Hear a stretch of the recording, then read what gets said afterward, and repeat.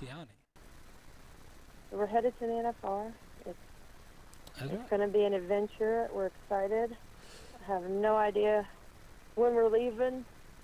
Um, we've been talking about which horses are going, which ones are not going.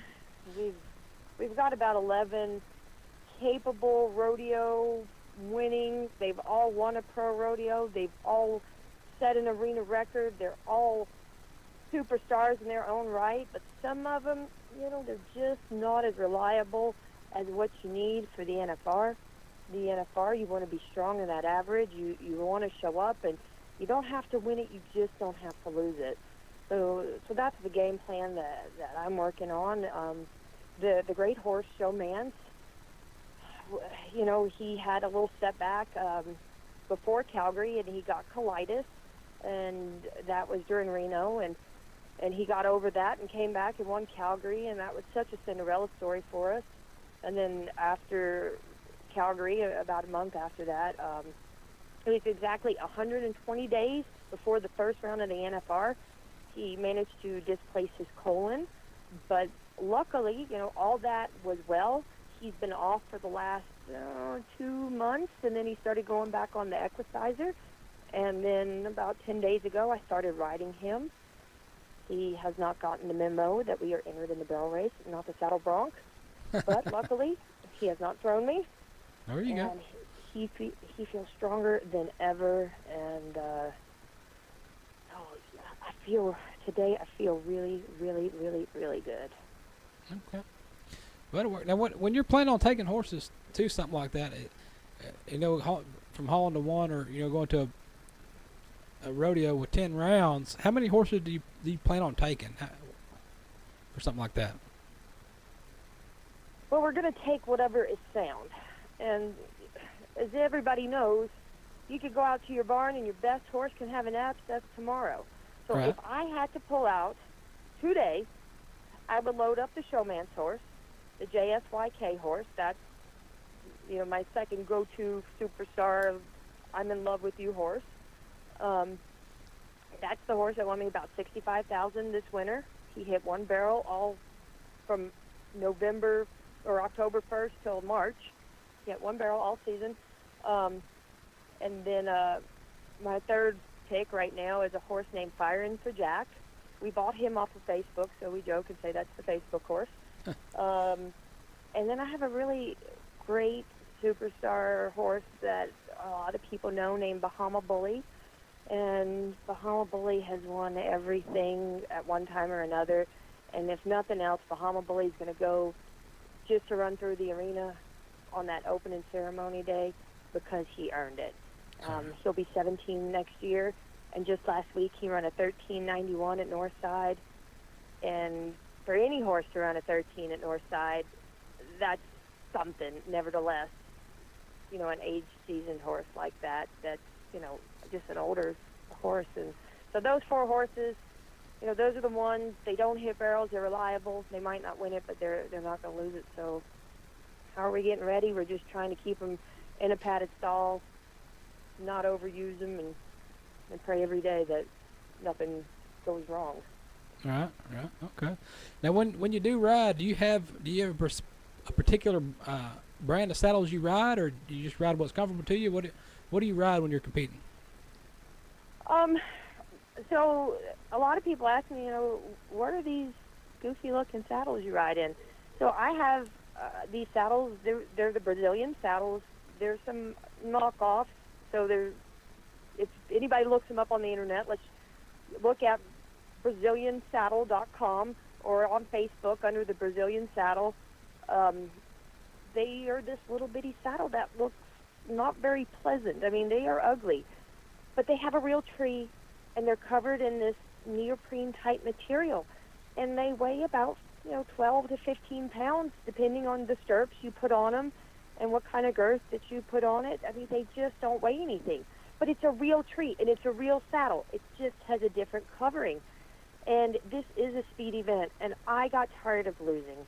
And, I'm 130 pounds. I can get down to 127, and I look really sick when I'm 127. And people are always like, you need to eat. Well, if you're around me, all I do is eat. I got some cold spaghetti sitting on a bale of hay that I've been eating on all day. And they're bringing me in some Italian food from this Portofino's up the road that's jam-up place. But that's all I do is eat. But I mean, it's a speed event. So when was the last time that you seen a racehorse carrying any excess weight if they can help it? Or you never saw Usain Bolt going down the track with a backpack? Well, if I can help it, Right. I'm going to take off every pound that I can. So the Brazilian saddle is the saddle for me, and it's won me a lot of money. And, I mean, numbers don't lie, and just look at the results. And I went from placing to winning. And it's working. I mean, it's working. I mean, Yeah. number one in the world, biggest money going into the NFR. Now you keep, Ever. yeah. So it's You got a record setting stuff going down this year. And what's exciting is, like, the last couple of months, I didn't really do much because we were resting the showman's horse. And, I mean, the last 2 months, I mean, I just didn't win any notable money, per se. And all of the money that I left on the table, I really didn't win any money at San Antonio. And Amber Moore, she had a phenomenal San Antonio. She won $30,000. I mean, maybe I won $3,500. And I know for sure I won $3,500 at Houston. So, you know, they talk about all this extra money. Well, I mean, I didn't win any money at Houston other than the $3,500.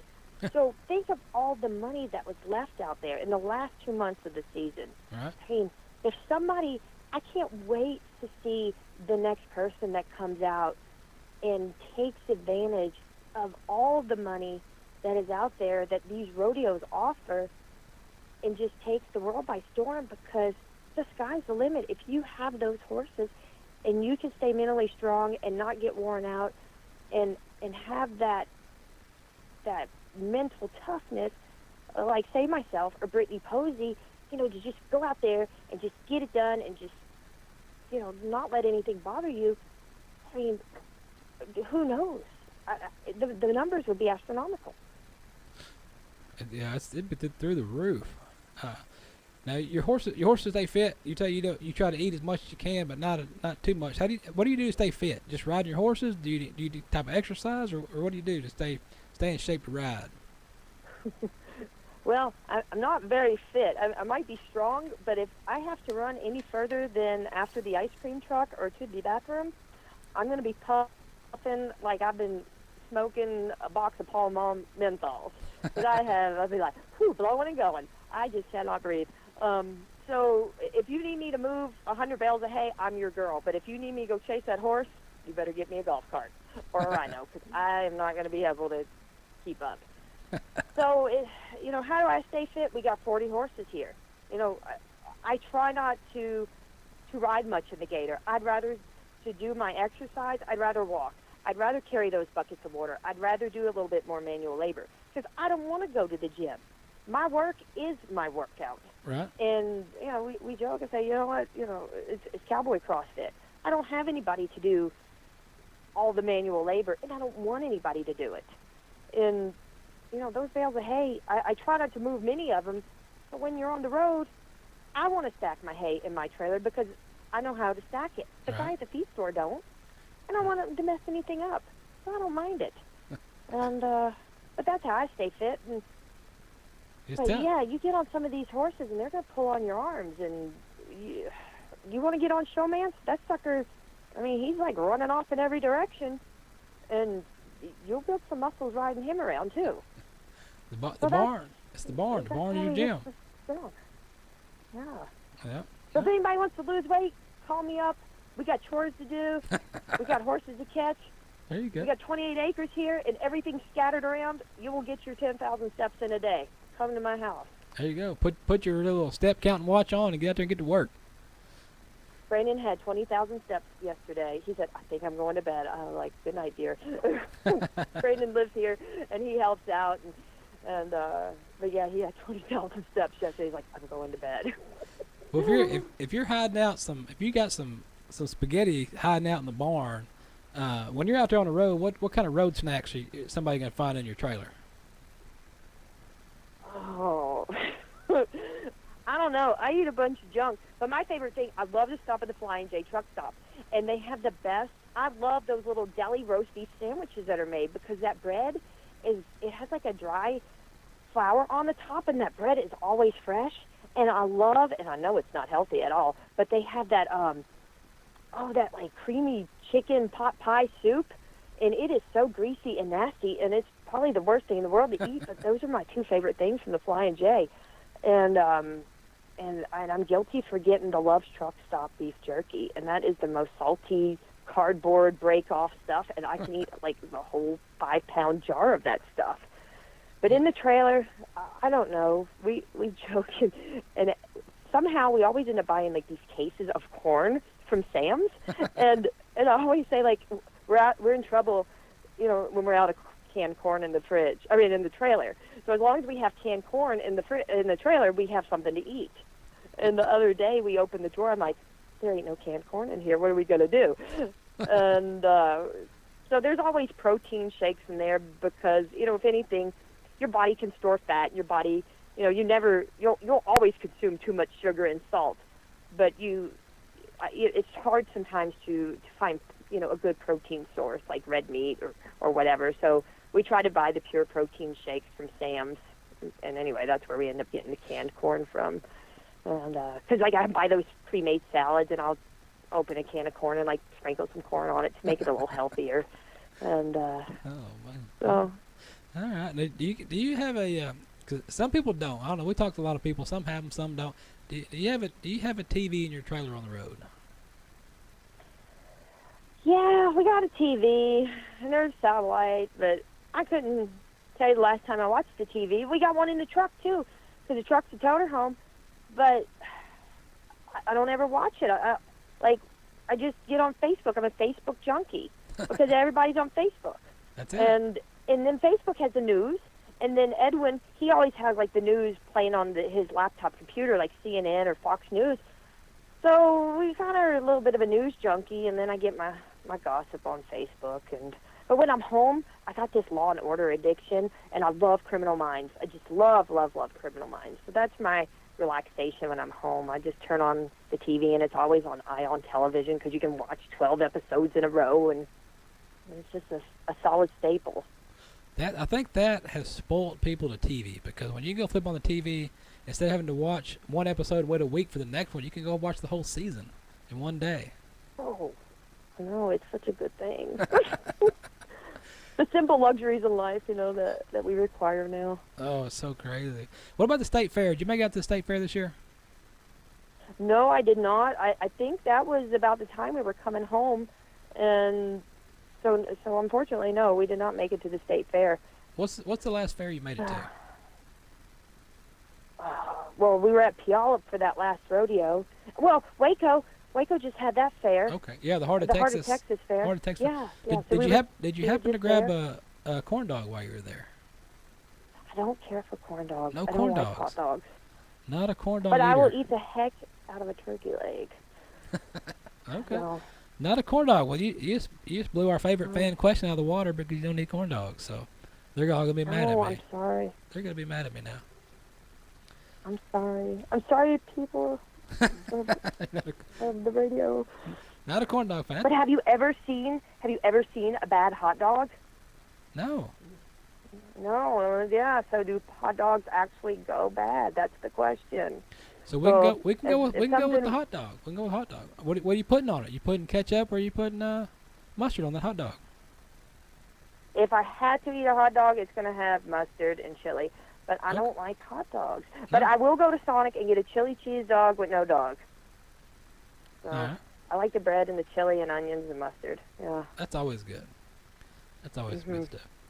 Well, I know you're busy. I know you got a lot of stuff going on. I'm sure you've been at it all day. Before we get out of here, though, I want to give you a chance to throw out some sponsored things to help you get down the road. Professional's Choice, they're such an established, long-based company. They supply so many people with boots for their horses and leg protection. I get my girths and my saddle pads from them as well. They've been such a supportive company just over the years. And then I get my alfalfa from Alfalfa Express. They're one of the largest, if not the largest, alfalfa suppliers. They have a store in Cumbie, one in Gainesville, and Alfalfa Express. They're just really good to me. You know, if there's any problems or concerns or worries with your hay, I mean, they just take care of it. And I don't have a whole bunch of sponsors because I didn't want to overload myself there at the NFR, because all I hear is people are tired and exhausted. So between Professional's Choice, Alfalfa Express, and the Brazilian Saddle, I mean, it's just been a great team for me, because, you know, like, I work on the KISS method. Keep it simple, stupid, and I'm the stupid one. So when a person spreads himself too thin, you know, sometimes that's not the smartest thing to do. So I need to just be simple and keep it simple.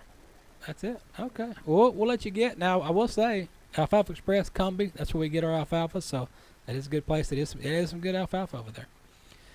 No, they're just good people. Oh, Trevor Townsend, he's just awesome. So. Yep. All right, we'll let you get out of here, and we'll let you get. Yeah, I always suck at the endings. I never know how to wrap these things up. So it's all right. We'll have some folks up in Vegas. One of our team members will run into you again and see you on the road. So if we don't see you before we see you, good luck at the NFR and turn and burn. Yeah, anytime. Call me up. Same bat time, same bat channel. Will do. Thanks again. Thank you. Take care. Thank you. Bye bye. All right. Did she just say she's Batgirl? Did I just catch that? She said the same bat time, the same bat channel, so I'm thinking that she is Batgirl. Did you catch that?